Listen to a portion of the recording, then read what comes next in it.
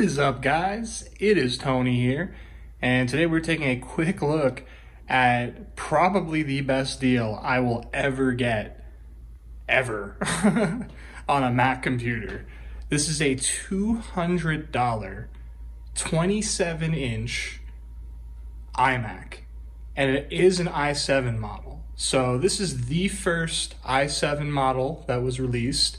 It has an i7 870 in it, and it's not the best i7 at all. It's not even close to the 3770K I had back in the day. Not even close to the i7 I had in my MacBook Pro back when I had a 2012 model.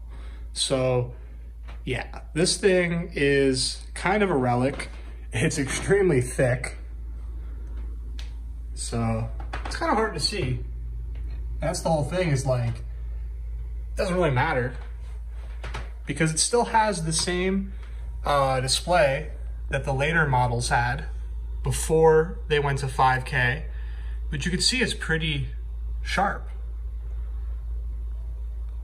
From a reasonable viewing distance, you could almost call it Retina, but it's definitely not Retina when you look at the PPI. But it does have a very bright and good color accurate display, and that's all that matters, especially for $200, because you know, a 1440p panel with this good of color accuracy and, you know, nice brightness. I believe it's a 450 or 400 nit. It's a 400 nit panel. So to get a 400 nit 1440p panel, so you're talking like a VESA HDR panel, it's going to cost more than $200. So to get this panel with an i7 computer attached to it is pretty cool. And the coolest thing about it is that it actually came upgraded. So let's take a look at that. As you can see, it has 12 gigabytes of RAM. So it came originally with either two 2GB DIMMs or two 4GB DIMMs. Not sure, but as you can see, there's two 4s, two 2s. So it was upgraded at some point, not in the most effective way. I mean, going for the 16 gig would have been better, but you know, no need for me to upgrade it. It has a 5750 XT. No, I wish. It has an old school HD 5750 with a gig of VRAM, which is basically, let's be honest, it's just there so it can run this display. It's not there to play games. I'm going to show you in a second though, it does play games, and a lot of that's just thanks to that hyper-threaded i7 at just shy of 3 gigahertz.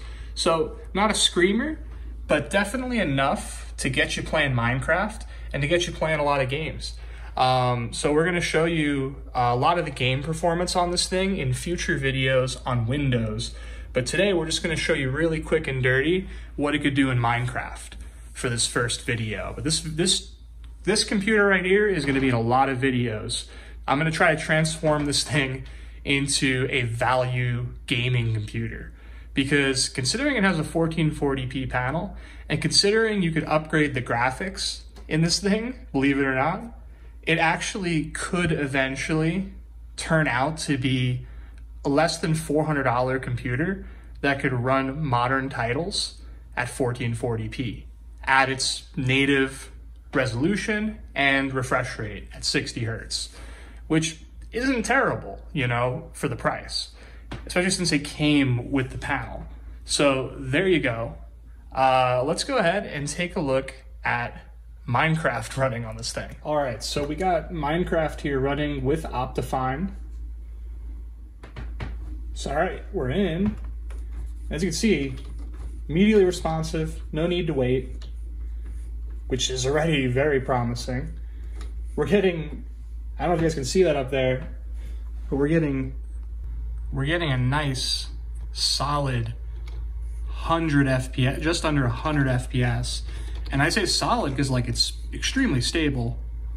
I mean, little dips, but like I've seen way worse dips. For example, on my Xeon Mac Pro down here, which has 12 cores. So now we're gonna take a quick look just to show you that we're at 16 chunks. So being at 16 chunks, I'm gonna turn up the scale for you. Being at 16 chunks, fancy, that's where most people would play. But what really blew my mind is that when I turn this up to 48 chunks, the frame rate does not tank. This thing still pulls the same frame rate it was pulling, and occasionally the dips drop an additional 20 frames. So instead of dipping to 80, we're dipping to 60.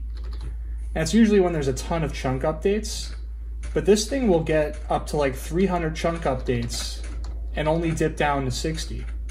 Which again, on a 60 hertz panel at 1440p, looking great by the way, looking beautiful, colorful.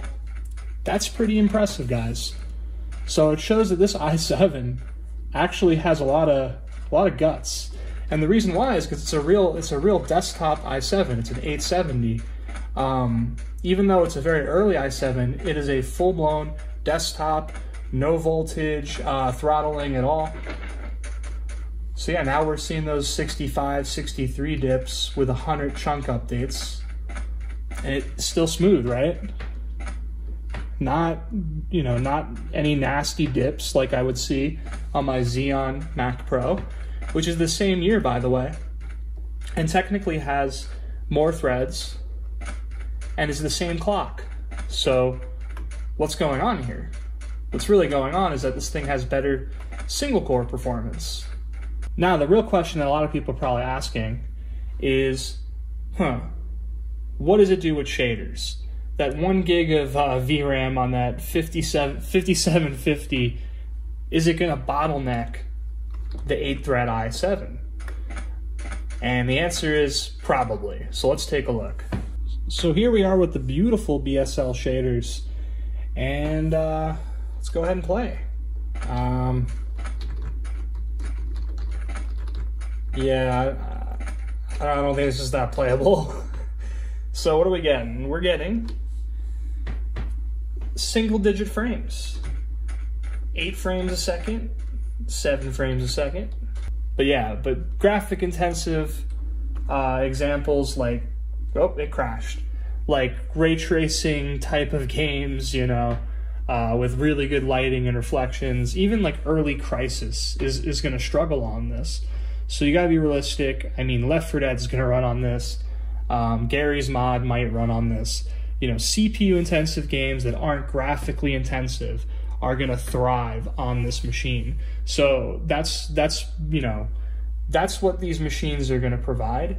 And if you think about it, with the pixel density it has, where you can get up close on it, not feel like you're on an old computer, the brightness it has, how about the desk appeal it has? And the fact it can run Windows, which is something that a lot of people, for some reason, don't know about these old Intel Macs, is you can go ahead and put Windows on them really easily. Doesn't really cost you anything. And you're able to have access to your whole Steam library, just like that. If you have any old CDs that run on Windows XP, Windows XP runs great on this. All right, so here we are on Windows sacrilegiously, but honestly quite smartly, because generally 10.13, which is the best version of macOS you could run on these, runs terrible on this. So Windows 7 runs great, and you actually get a lot more support for apps, including Steam, in terms of, like, you know, actually being able to run games well. And yeah, you know, you could pretty much install anything on this and just start going at it. I am going to be installing a lot of games, including Apex Legends, and just seeing what runs on this thing stock with that gig of VRAM. I think the i7, as long as I could get the game running and lower the settings, I think the i7 will hold its own and get these games running at the bare minimum. So stay tuned to see a bunch of videos of all that stuff. Thank you guys for watching. If you guys enjoyed this video and want to see more, go ahead and subscribe. Leave a like and a comment down below, and I'll see you guys in the next one.